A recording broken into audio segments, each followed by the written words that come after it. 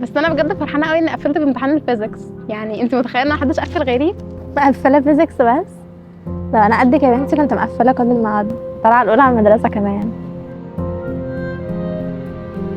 طب واللجنه بقى كانت سايبه ولا كانوا مشددين ولا ايه؟ مش قوي يعني بس. عشان كده. احمدي ربنا ان هم ما كانوش مشددين، كان زمانك مش عارفه تحلي كلمه. كان زمانك بجد مش عارفه تحلي حاجه.